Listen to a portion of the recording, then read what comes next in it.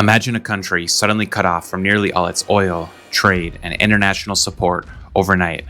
That was Cuba in the early 1990s.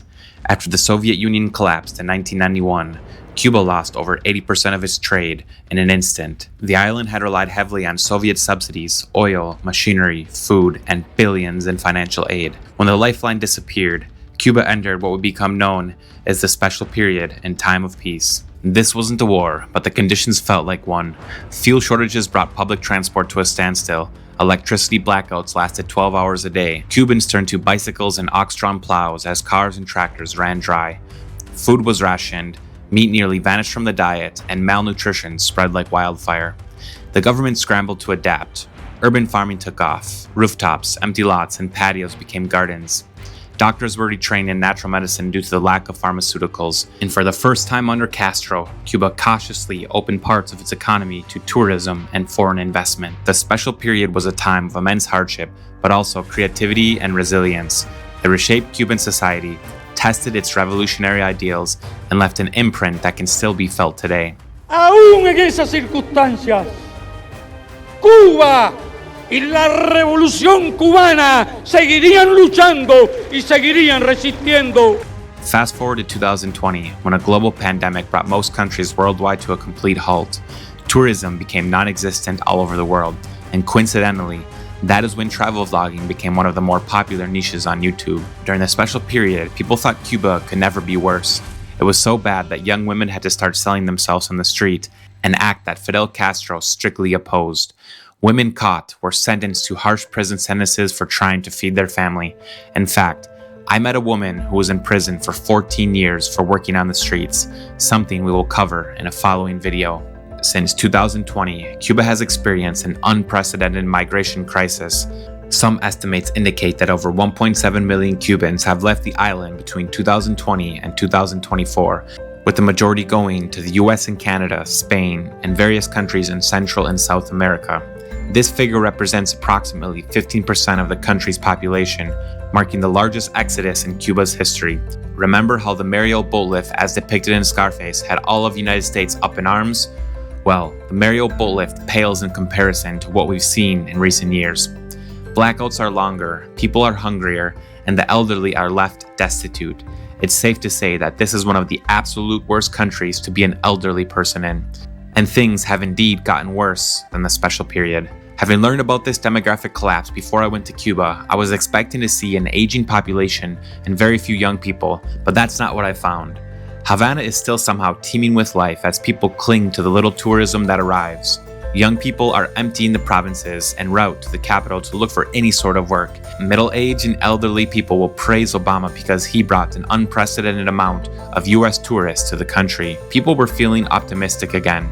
Heck, Cuba has been on my radar since 2016, but I knew that if I didn't speak Spanish, I wouldn't have gotten the experience that I'm getting now. In 2025, tourism is at a historic low, and in January 2025, Trump reinstated Cuba on the state sponsors of terrorism list. As you can imagine, that sort of rhetoric will scare the masses. Now, in my opinion, going to Cuba is fine if you're an adventurer, patient, and most importantly, if you go there to support the Cuban people. I spoke with Cubans in Miami who were upset with me that I went to Cuba as they believed that all the money I spent was going directly to the Cuban regime. Obviously, that wasn't the case, but it's a complex situation. The more I travel, the more I realize that politicians don't represent us. People are people, and when you have empathy and the ability to communicate, we can forget about our differences, even if it's for a short minute. As you'll see in the comments, people love to blame the US for all of Cuba's problems. But something I noticed while in Cuba were that new hotels were still being built. In fact, in January, a new hotel called the Selection Havana Hotel was just finished, making it the tallest building in Havana. The Selection Hotel, managed by Spanish chain Iberostar, has yet to be inaugurated, but is already the target of criticism. Cubans are questioning the government's allocation of millions of dollars towards luxury tourism. Cubans, however, can't voice their opinions publicly, as they could easily go to jail for voicing their opinion. Is that America's fault? Ask yourself this: why didn't the Cuban government use those millions of dollars to build more hospitals and schools? What about repairing the electrical grid? It really makes you wonder.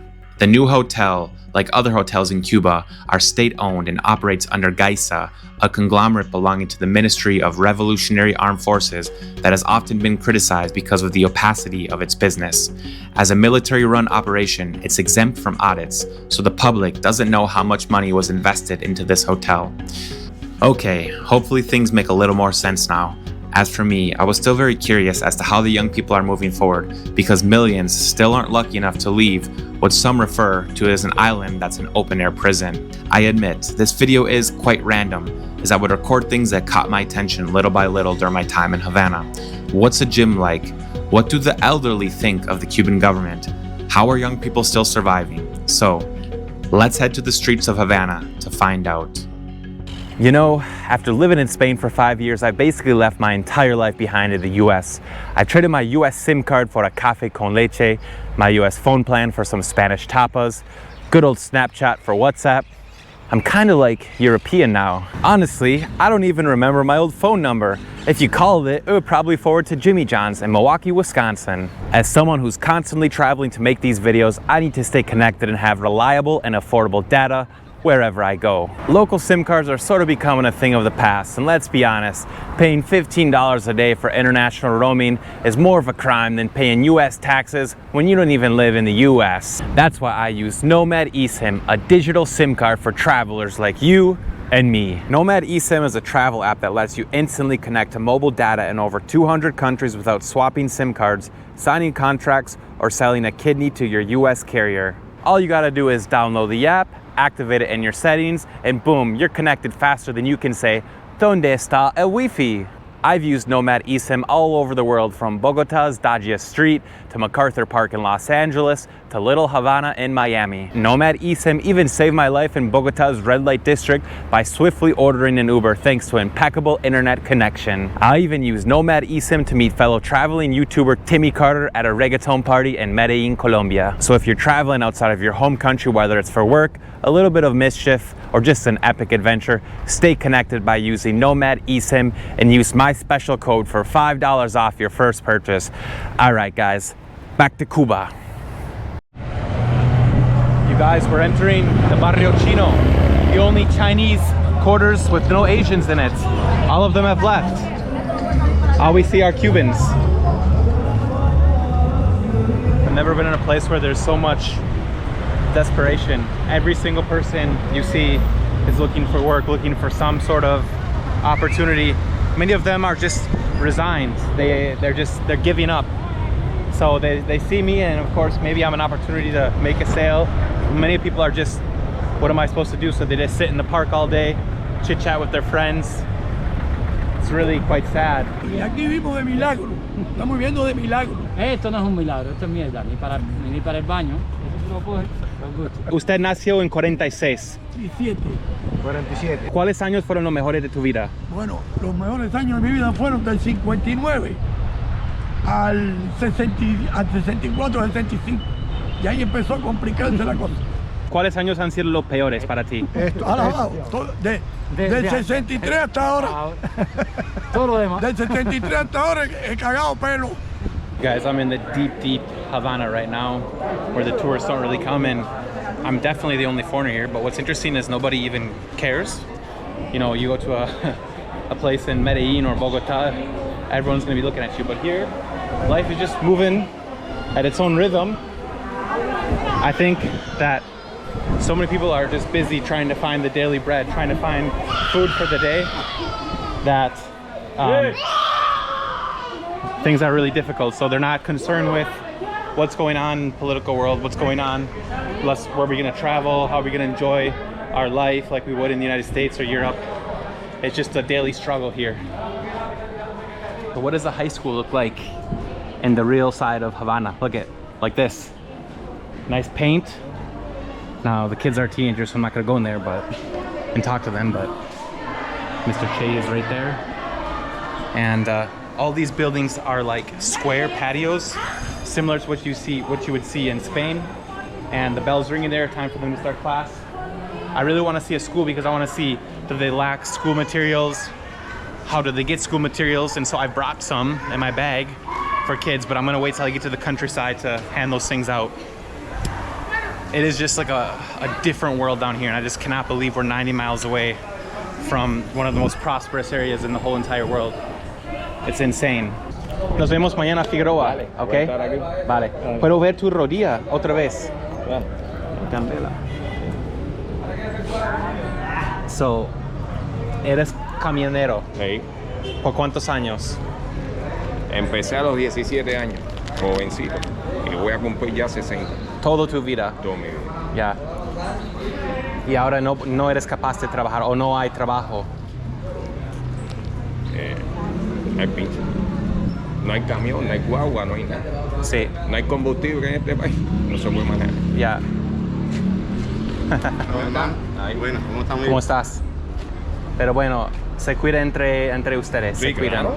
Vale. Lo poquito que hay se comparte. Sí. Vale. Gracias, Dale, hermano. nos vemos. Vale. Dale. And it's hard to be, that positive, hey guys, let's go make a video, let's go get to know the Cuba, because the reality is bad. So we see people here waiting for their food. Everyone here is waiting for something. Bread, vegetables. Esto es centro de comida. Ajá. Vale. Estamos esperando comida aquí en este país donde tú estás parado es un hambre. No, tremendo. Y esto es una comida. These guys work for a business, I don't know which business, and part of their salary they get money, but also they get food, but they're waiting for their food and the food's not coming. And they say they have it better than a lot of people. Toma, ¿quieres? Con gusto. So basically, what do you do in Cuba? You just hang out on the street for hours waiting for whatever you need to get. And obviously, seems like all funny, but like if you live that reality, that would be shit. Just like the shit here. This is basically like one massive compost. Esto es tu barrio, okay? Sí, aquí. Para que le expliquen aquí. Okay, Allá all right. lo que es la vida. All right. We met him in the park earlier. Cuidado, mira, cuidado. Sí. Oh. Okay. I've been talking to my friend Enrique here, who's worked in tourism. Really nice guy. So, up here it's quite peaceful up top, in these little balconies. Es peligroso, ¿no? A veces puede ser peligroso. All right. They're the neighbors. Open electricity here. ¿Esto es peligroso o no? No, sí. Sí. Yeah, so we're not gonna touch that. Hola.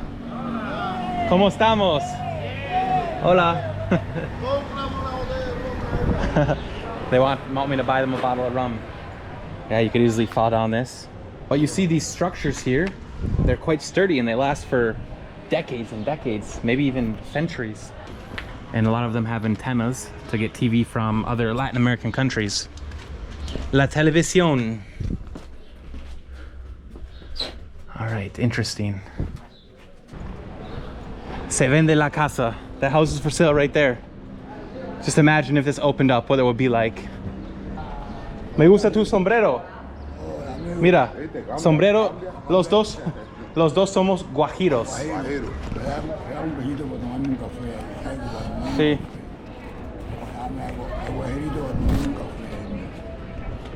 ¿Está bien? Que Dios te bendiga. Almost every single person I've met, whether it's on camera or off camera, they're very, very grateful for even the smallest help. I've been to countries where you offer people help, including like Spain, and you give them, amount that you have and they get mad because it's not enough. Well, here, they're happy with anything, truly. ¿Usted está vendiendo bolsas? Sí. ¿A qué precio? A 8. 8. ¿Me puedes dar 2 o 3 bolsas? Ya está. 1, 2, 3, 4. Ya está. ¿Cuántos años llevas vendiendo bolsas? Hace como 10 años. 10 años. Sí. ¿Y por qué elegiste vender bolsas y no otras cosas? Porque este es para estar entretenido. Sí. Yo tengo 86 años. 86. Sí, andar activo, que si uno se estanca se va más pronto. Usted es una leyenda. Sí, verdad. El ejército. ¿Has visto muchos cambios en Cuba entonces? Ajá, y es verdad, cuando el ejército rebelde, Mau, toda esa jodienda. Que yo fui analfabeto desde chiquito, aprendí a leer y a escribir después de 19 años, cuando triunfó la revolución de Fidel. ¿En serio? Sí. ¿Esto te hizo orgulloso? ¿O era un logro enorme para ti? Muchacho, aprender a leer después de 19 años, después del analfabeto, no es fácil. Y gracias a la revolución, a Fidel, que se entregaron a él y al pueblo, Fidel se entregó al pueblo, cogió el pueblo entre manos y tumbó el régimen de Batista, que era un régimen que acababa con todo, con los campesinos, le pegaban candela a las casas, botaban los campesinos y los de estos para los callejones. Ahí era donde vivían los campesinos, claro, porque era un desastre eso lo que hacían. Y eso era el ejército que apoyaba a los ricachos, esos millonarios, sí. Que no te gustaba a ti en la casa y te quemaban la casa, te metían los guardias y te acababan. Mataban familias completas. Se salvó un muchachito que le decían Oscarito, y eso porque Camilo Cienfuegos lo cogió y lo enseñó a andar a Oscarito, que no sé si vivirá todavía. ¿Usted cómo se siente de Camilo Cienfuegos que se falleció, cuando se falleció? Ave María, chico, eso fue el pueblo, estaba con él. Este era un hombre del pueblo, cariñoso, tratable, y luchaba por el pueblo, por el pobre, por el campesino, por el humilde. Se peleó luchó para el pueblo, igual que Fidel. Fidel, el campesino los respetaba, ningún rebelde podía ir a la casa de un campesino, él los cuidaba. El Mau, como le decíamos, nos decían a nosotros, iban a casa del campesino y los castigaban. Ajá. Los campesinos eran los que él cuidaba, los campesinos. Sí. Y cuando venían y el que iba a buscar sal, ajá, abajo abajo al llano, los mataban. ¿Usted es de otra provincia del campo? De Granma, provincia Granma. Granma, Oriente. Tierra Maestra. Bueno, usted es una persona caminante de historia en vivo. Bendiciones. Gracias. Yo soy de Estados Unidos. Ah, sí. Sí. Y al final los dos somos americanos, ¿eh?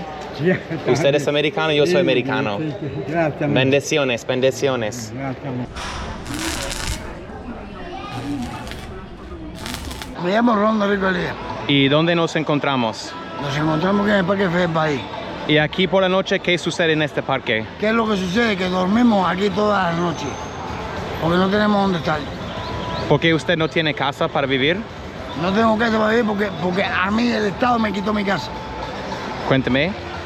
¿Se lo cuento? Bueno, ¿y duermes aquí por la noche? Duermo aquí por la noche, duermo aquí. ¿Cómo te hace sentir tener que dormir en el parque? Mientras he tomado, duermo bien. Mientras Cuando no tomo, no duermo bien. Mientras tienes cerveza y alcohol, estás bien. Alcohol, vivo alcohol, no cerveza, alcohol. Vale, esto es muy común en este parque. Claro. O por aquí por las calles. ¿Todos somos alcohólicos? No es verdad. No todo el mundo es alcohólico. Lo que estamos durmiendo aquí. Bueno, lo que dormimos. Lo que duermen aquí, lo que duermen. Okay. Los que duermen, Okay. somos alcohólicos. I've met some influencers here on the bus yesterday or 2 days ago. Going to the hood, I met an influencer. You're Ravelo, right? Yeah. You're Ravelo. He does humor skits, and this is one of his friends, Liseth. Mucho gusto, cariño. And Yendri. So yeah, we're gonna be doing some skits, but this is just part of the random adventures that we get here in Havana, a city that's full of flavor and full of unique people. Everybody's got a story, so we'll be getting to know these guys a little bit. We're gonna do a funny skit. What's the skit? ¿En qué consiste el videito que vamos a hacer? Consiste en conseguir como un extranjero quiere conseguir a una mujer cubana para enamorarse, para pasarlo bello. Entonces, me voy a enamorar de ella. Yes, tú vas a enamorar y yo le voy a pedir dinero. Tienes que darme dinero a hacer, si no, no. He's the pimp? Okay, all right. Not just humor, it's just humor. It's his humor, it's humor. Because humor in Cuba is a way that we cope, a way that we distract ourselves from what's going on. Right, you're right. So this is behind the scenes of making reels, you guys. Mira, gringo, si tú quieres yo te busco la cubana, pero tú tienes que darme money, guaniquiqui. You understand? Guaniquiqui money primero, si no, no hay cubana. Hey, amigo. Hey. ¿Cómo anda? ¿Cómo la haces? Todo bien, fino. Yo te puedo llevar de viaje, de paseo, soy un guía turístico muy especial, special guía. Hermanito, estoy cansado de los tours, yo quiero una cumarita bellísima. ¿Dónde están? Cubana, no, yo te la busco, eso es facilito. Mira, gringo, si tú quieres yo te busco la cubana, pero tú tienes que darme money, guaniquiqui. You understand? Guaniquiqui money primero, si no, no hay cubana. Yo te voy a dar el dinero, pero primero la cubana, hermano. Primero la cubana. Yo quiero una cubana que baila bien, salsa romántico, así, pegadito. Sí, todo eso está muy lindo, todo bailecito romántico y todo, pero dólares primero. Dame dólares. Yo te voy a dar 5,000, pero primero la cubana. $5,000. No, muchacho, está loco. Por eso te doy yo a mi mujer. Te la vendo. Vámonos. Ay, qué fácil me salió. $5,000. ¿Y los dólares? ¡Vaya, los dólares! Can you speak on the young Cuban people? What are your dreams? Because everyone has a dream. First, I started making videos by I was boring, I was stressed, and here in Cuba, young people doesn't have many opportunities, so I started making videos. I'm dreaming in the future to be a great influencer. That's my dream. Yeah. Is being an influencer in Cuba now, is it popular or is it quite difficult? Because you have to have a nice phone, right? You have to have creativity. It's not easy. For sure, it's not easy. It's too hard. First, because of technology, we don't have the great technology. We have poor technology, connection, phones. I don't know. The Cuban people doesn't have the opportunity. Same in other countries. Lisa, ¿qué es un sueño que tienes en la vida? Ay, no, yo soy tímida. Como persona es tímida, pero actuando sí se desarrolla enseguida. Yeah. Saca el espíritu. ¿Qué es un sueño? Puede ser sencillo, no tiene que ser enorme como ser millonario. ¿Qué es un sueño que tienes en los próximos 2 o 3 años? Bueno, un sueño, no es gran sueño, pero dentro de las redes, crecer como creador de contenido en Cuba. ¿Y cómo es tu contenido distinto al suyo? Mi contenido es humor cubano, humor latino, los dos. Bueno, antes de internet, ¿qué hacían para divertirse en la calle, para distraerse, para ser creativo de niño? ¿Siempre fuera creativo o cómo es? Bueno, de niño yo siempre fui muy creativo, muy hiperactivo, ¿no? De hecho, lo que hacíamos para entretenernos era jugar pelota, con pelotas de trapo, batecitos de madera improvisados por nosotros mismos, las bolas, jugar canicas. Eso era básicamente el entretenimiento. Ir al río. Es verdad que hay jóvenes que sí tienen ganas de irse, pero también hay personas que están contentos independientemente de la situación y están echando para adelante aquí poquito a poco. ¿Sí? Sí, ahí yo conozco muchas personas que están luchando como el buen cubano. El cubano es bueno de corazón, es trabajador, es luchón, trae la guerra en la calle, luchando el dinero para la familia y se sienten bien con su familia. La mayoría de las personas que no se quieren ir es porque están con su familia y se sienten bien. Yo sobrevivo trabajando y con el contenido también, haciendo videos y tal. Hay gente en Estados Unidos que te apoya, que te dejan comentarios y... Sí, hay muchos cubanos, sobre todo el público cubano fuera de Cuba. Hay muchos cubanos en diferentes países. Sí. Tengo muchos seguidores de diferentes países que me escriben. Tú puedes estar caminando por la calle y la gente te pide fotos y te reconoce y ¿cómo te eso? No, ya yo estoy acostumbrado, como que me siento uno más, como que ando aquí, soy cubano de a pie, cubano de hacer, no me siento famoso ni nada de eso. Sí. Recién ahora me estaban pidiendo aquí fotos. Lo importante es que siempre mantienes tus raíces y tu humildad. Y la humildad, exacto. El dinero te puede cambiar, pero si mantienes esta esencia, vas a lograr. Suerte, suerte mi niña, y suerte, chaval. Igual. Muchas gracias. Thank you very much. You're welcome. All right, guys, we're going to see a Cuban Gym. ¿Tú vives en este gimnasio aquí, sí? ¿Y cómo va la alimentación? Porque eres muy fuerte. A ver, la alimentación es un poco complicada por la situación que estamos pasando, pero bueno, siempre se hace algo, un picadillo, un huevo, una pizza. El problema es hacer ejercicio, tener disciplina, tener constancia y alimentarte con lo que se pueda. Pero este gimnasio es bastante bueno, ¿eh? A ver, este gimnasio es uno de los más completos que hay en Centro Havana.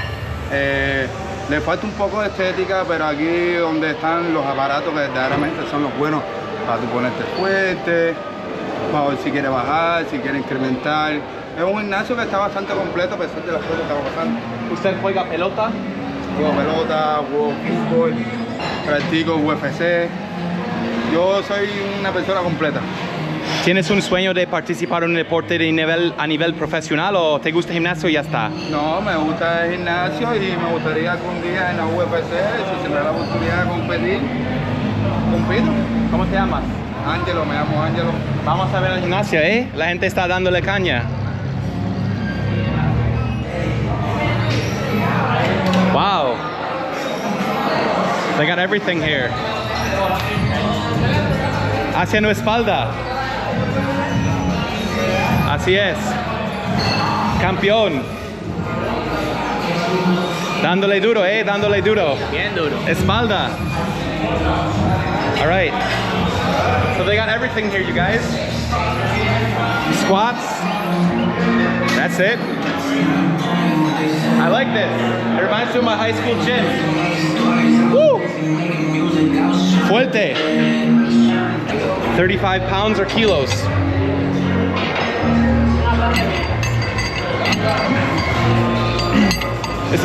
These are pounds, not kilos. These guys are working hard here. It's hot and sweaty.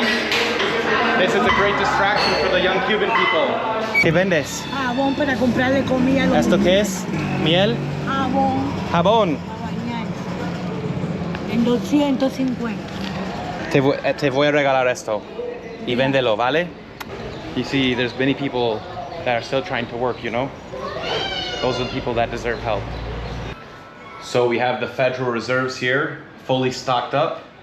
This is $400 US, but in smaller bills. So I wanted to give you guys some information. This is black market, of course. And it's good to have these small bills because you can, give these as tips or hand them out to people who are working. You can buy little things on the street with them. They're just really useful to have also for like taxi colectivos. And then you save the bigger ones, like a $500 bill, which is like a little over $1. You save these to pay for your dinner at night or things that are a little more expensive. But yeah, that's how it works in Cuba. Some things don't make a lot of sense. And I'm fully participating in the black market. I feel like a mobster during the Bautista days. ¿Me puedes comentar sobre la seguridad aquí? ¿Esto es la ciudad más segura? Sí. Amigas mías de Minnesota. ¿Minnesota? Minnesota. A ver, yo soy de Wisconsin. Usted de Wisconsin. Frontera con Minnesota. Con Minnesota. Estuvieron aquí una semana. ¿Y qué tal? En mi casa. ¿Qué opina de la gente de Minnesota? No, fantástico. Por lo menos estas dos, fantástico. ¿Eres de Wisconsin? Sí. Wisconsin, yo no. Estados Unidos, a mí me gusta completo. Lo que no he podido irme ahora porque está Trump. Trump no quiere a nadie allí. Está votando a todo el mundo. Sí. ¿Me entiendes? Sí. Señor, permiso. ¿Me puede ayudar con algo para comer algo? Sí. No hay problema. ¿Qué pasó? ¿Tienes un moretón? No, sí, porque me caí. Tropecé y me caí. Tengo los pinchados y cuando camino, como de noche, las aceras están más rotas que las calles. Sí, hay que tener Completa me fui. Tropezaste en la calle. Tropezó. Completa, contra un quicio. Y aquí me puse en la losa, en la esquina me partió ahí. Allá me quitaron los puntos. Estoy sola. Los pies hinchados, esto no es fácil. ¿Estás sola? Sí. ¿No Gracias, tienes, amigo. ¿No tienes familia? No. Sí, pero están lejos. ¿Dónde están? Hay uno que está en Alemania. ¿Eso te ayuda? No te ayuda. No está bien. Mil, vámonos.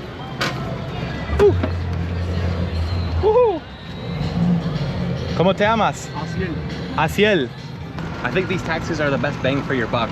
And it's a different experience, than the car taxis are expensive here. And then the other form are the colectivos, which is a shared taxi with all the locals, which is dirt cheap. Well, dirt cheap for tourists, but it's less comfortable. I like it, of course. Here's a look at the Capitol. It looks like Washington, D.C. How ironic. Hidrata suficiente, toma suficiente agua. ¿Cuántos litros por día? 2 litros, 3 litros, depende de todo el tiempo que tenga sed. Eres un hombre muy fuerte, ¿eh? Sí, esto da mucha energía. No solamente el agua, también hay que alimentarse bien, ¿no? Sí, vamos, bastante carbohidratos, arroz, lo que hay. Bastante. Eso es quizás uno de los trabajos más exigentes, aparte de ser guajiro. Este es uno, apartando de trabajar en el campo, este es uno de nosotros que exige mucho trabajo. So did you guys know that before Spain even had a railroad, Cuba had a railroad and it was used to transport sugarcane? And then after the Cuban independence in 1898, well, the Americans invested a lot into it. And then after, of course, the revolution with Fidel Castro, it went into decay. And I think recently they introduced some Chinese locomotives. But right here, we don't see any Chinese locomotives. Only some Cuban captains of the train filling it up with coal because they're gonna go to Santiago. ¿Es influencer? Sí, soy YouTuber. Vamos a ver el carbón. Oh, esto es el carbón. Chut, chut. Chut, chut. Vamos a Santiago. Vamos a Santiago, mi amigo. Capitán, vamos a Santiago. Dale caña. Niña, ponga carbón. Échale carbón. My name is Elliot. What's your name? My name is Benjamin. Nice to meet you, Benjamin. Nice to meet you. Where are you from, Captain? Havana, Cuba. You're from Havana. Do you like English? So. What is your dream? Do you have a dream? ¿Un sueño? ¿Tienes un sueño? No. No? Yo sí. What's your dream? ¿Qué es tu sueño? Mi mamá, mi papá, mi abuela, todos mis amistades. Ah, qué lindo. Permiso, mi niña, me tengo que bajar. Adiós, hermano. Adiós. Dale puñetazo. Yo también. Dale puñetazo. Oh. Oh. Dale puñetazo. Oh. Bye bye. Ustedes son los capitanes de tren de Cuba. Generales. Fidel Castro. Okay guys, we got to the train station and there's people waiting. So we're gonna find out if it's possible to ride this sucker because I wanna do it. See how the Cubans are traveling. And they're certainly traveling. Hola. Allá pedimos. Diga. Ah, perdón. Quería consultar sobre... Wow, what a mess. They told me I have to book it with 30 days in advance or something like that. Or if I want to go now, I have to get in a wait list. So everyone here is stressed out. Everyone. And the workers are obviously like, this. The workers don't want to be here. Oh my God. What a crazy country. This is way more packed than Atocha train station in Madrid at 5 o'clock during Christmas. Jesus. If any tourist manages to take the train from Havana to Santiago and they document it, I'll pay you $50. Mission impossible.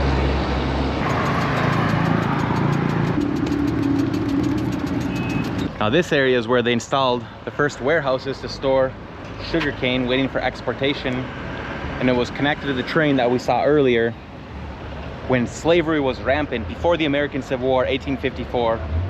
There was tons of slavery here, and of course it was all connected to the US system, American politicians.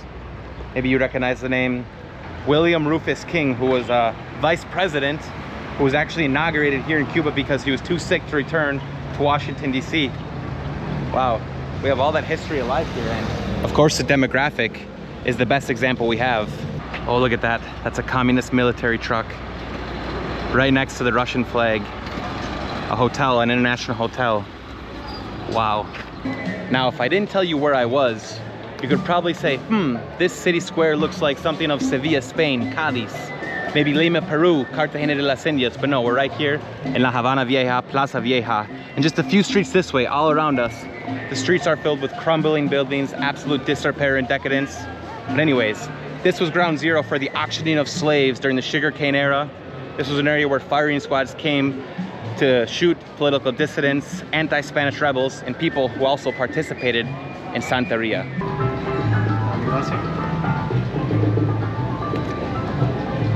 Vamos por una cerveza. ¿Dónde hay una tienda? No aquí, pero una tienda chiquitica con los paisanos tuyos. Para abajo, en la calle que pasamos. Vale. Look at this, you guys. A country that produced sugar is now un kilo, casi más que $3. Alrededor de $3. Me cago en la puta, increíble. Salud, hermano.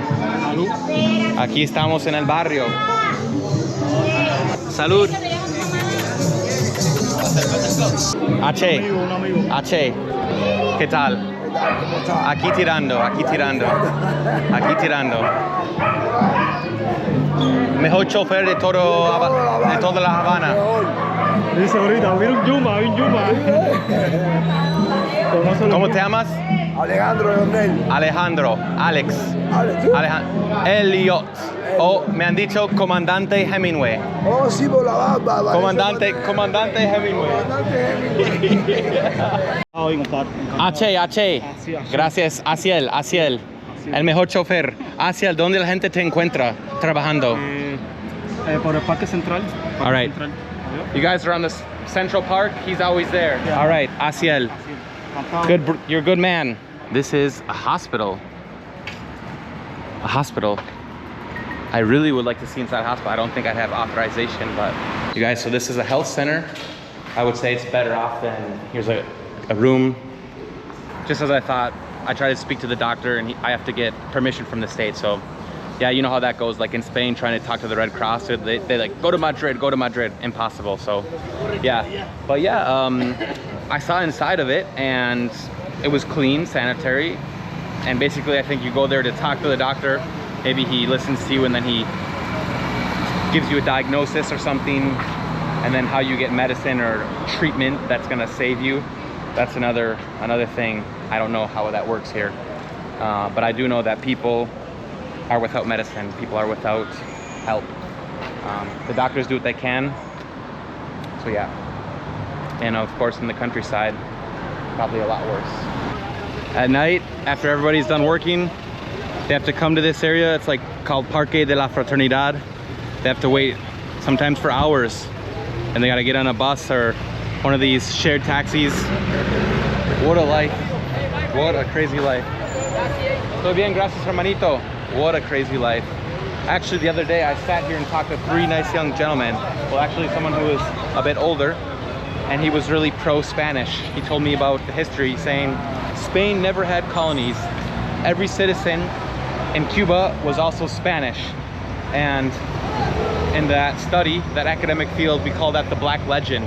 The Black Legend is basically how the victors have always written the history, aka the Dutch, the English, and the Americans, and therefore they've done a good job at putting the Spanish down and what the Spanish Empire achieved. And so every once in a while you can find people here who love Spain and they know everything about Spain and they believe that they're still Spanish. Wow. Yeah, those are the types of conversations you have just walking around speaking with locals in the park during Havana at dusk. So we have to run some errands today before we head to the countryside, the provinces. So you're gonna take me in a taxi somewhere, but first, breakfast. This is the first breakfast I've had in Cuba. I've been here for 4 days and I really haven't been eating a lot. I've been doing a lot of fasting, drinking beer on an empty stomach when I'm filming, and eating one dinner at night because the food here is quite expensive in these restaurants out there, tourist restaurants. So this place seemed a little bit more reasonable. So we have some eggs, which are very expensive here. Tomatoes, cheese, I think like bologna, some toast, an espresso. Most of the coffee is like instant coffee or rather cheap coffee, but hey guys, beggars can't be choosers. When in Cuba, wow. Wow, muchachita. Oh, And okay, let's try the tomatoes. Do they compare to Spanish tomatoes? They're better than tomatoes in Wisconsin. Let's try green pepper. And the coffee. Let's try the coffee.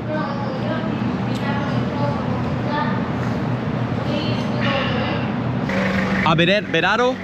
Vale. ¿Por qué? ¿Tú puedes quedar? Sí, yo me quedo solo. Ah, vale.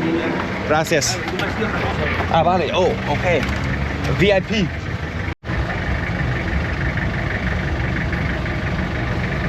Traigo esta a Estados Unidos y tú quedas con un Ford Escort. Ford Escort. 94. See how he changes the gears here?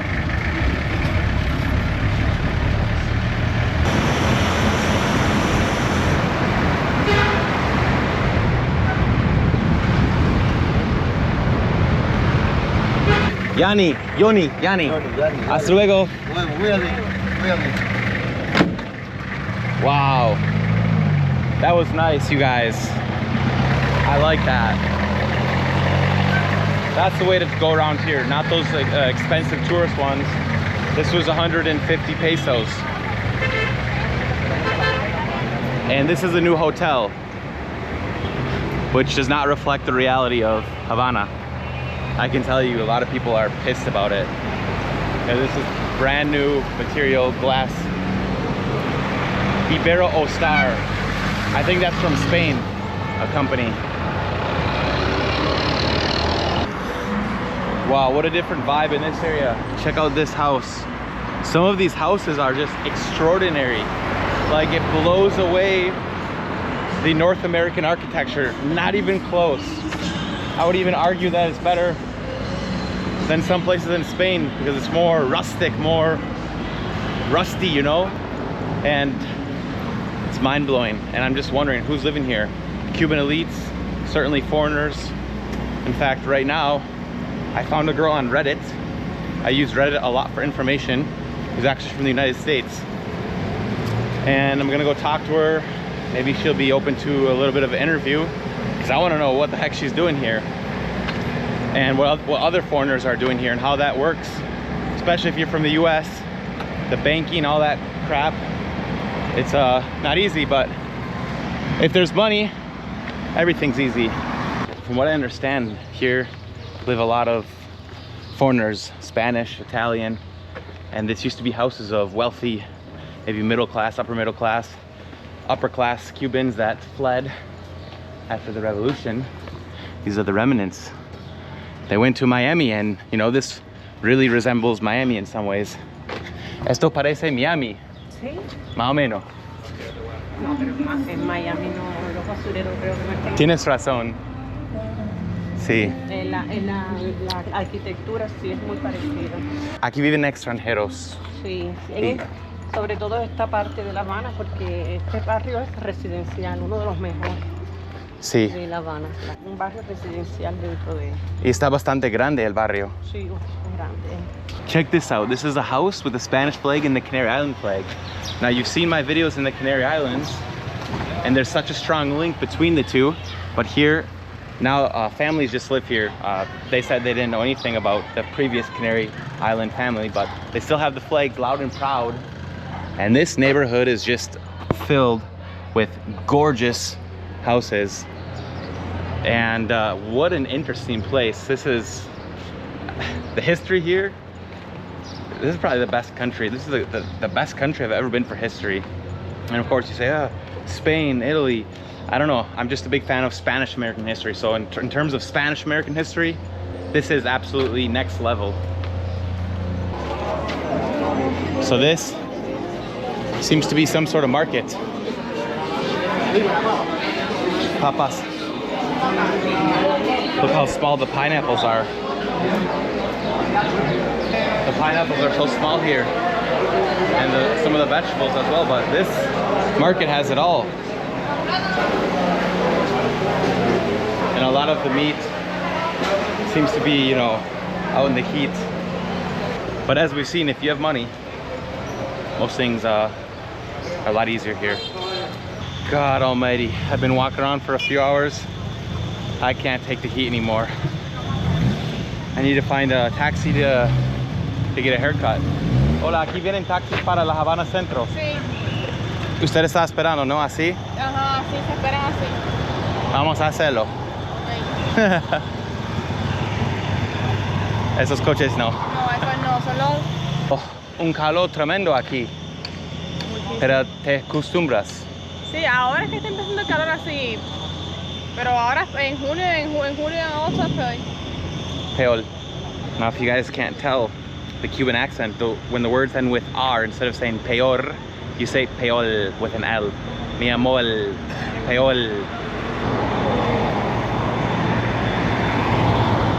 ¿Cómo te llamas? Samira. All right, Samira's gonna get us a taxi. We're gonna watch Samira how she works. ¿Y vas al trabajo? No, a la universidad, a la escuela. Ah, vas a estudiar. A estudiar. ¿Qué estudias? Contabilidad y finanzas. Oh, eres una persona de matemáticas. Uh-huh. I want to show you guys what it's like to get gasoline.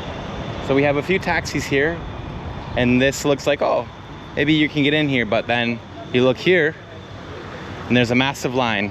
I can count 1, 2, 3, 4, 5, 6, 7, 8, 9, 10. More than 15 to 20 cars all waiting to get gas. I wonder how expensive the gas is. So about $1, a little less than $1 for 1 liter. Yeah, it's expensive. Oh shit, here we go.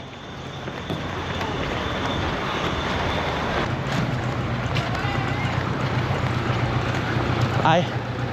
All right.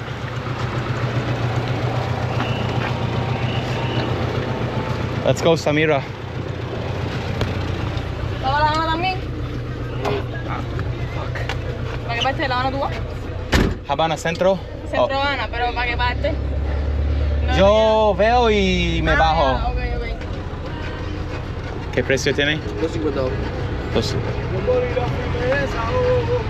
Voy. Gracias, papi. Hasta luego.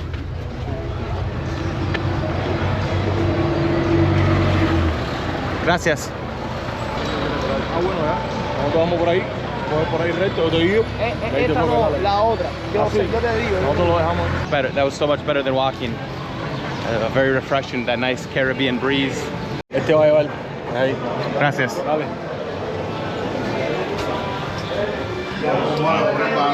Vamos a usar,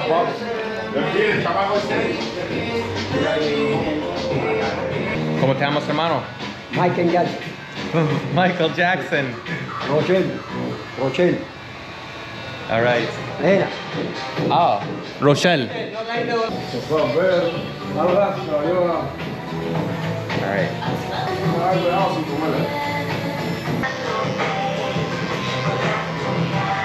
Man, the things that the Cuban people tell you when you're just getting to know them. Not everything you can share on camera, you guys. You just gotta come here to see it, but he used an interesting expression. He says, we're an underdeveloped country. We're not third world. We're not the first world. We are fifth world. That's what he said in Spanish. So, yeah, I got the haircut. I'm not gonna lie, you guys, they kind of ripped me off. You know what? It's all right, it's all right. You win some, you lose some. If I'm gonna be pissed off the whole trip, like I said, things are gonna go wrong. But also a lot of good things happen, so it is what it is. Okay guys, listen up. So in the Dangerous Hood the other day, I met a girl who told me she was willing to show us her house just like we did with Eliazar. So this is Hailey. This is her mother. ¿Cómo te llamas? María. María. And eso es tu hija. Yes. ¿Cuántas hijas tienes? Dul. Dos. Dul. Tienes dos hijas. Sí. Y bueno, we're right next to Plaza Vieja, which is the heart of the historic center. And so as you can see, it changes quite fast.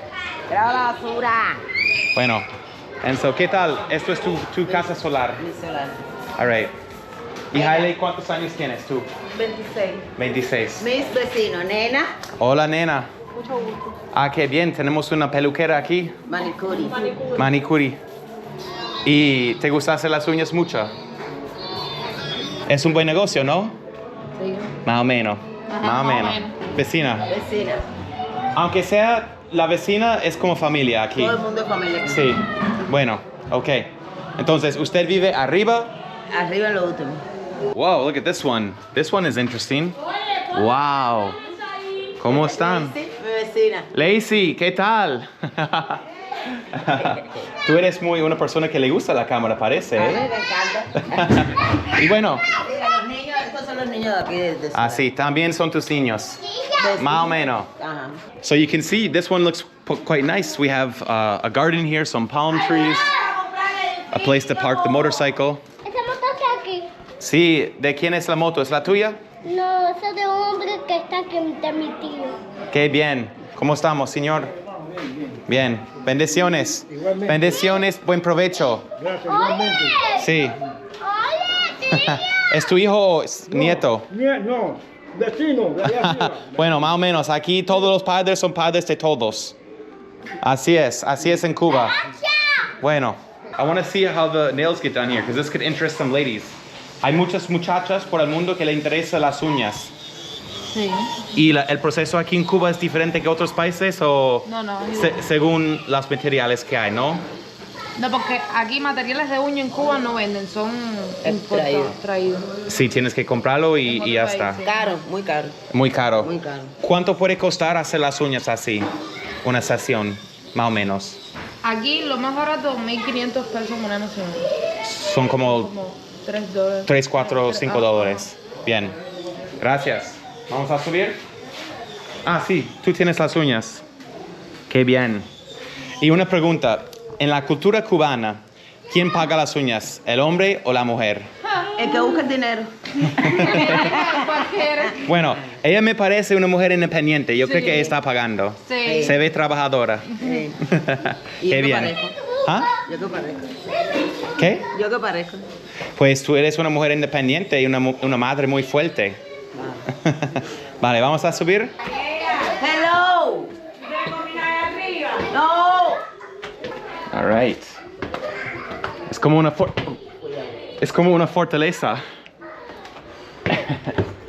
Wow. ¿Y has caído una vez en tu vida? No, porque ustedes son muy ágiles. Muy ágiles. Este es el edificio, ¿ves? Sí. Que se ve para abajo. Eso es una casa de renta. Ajá. Eso también, eso también. Son casas de rentas.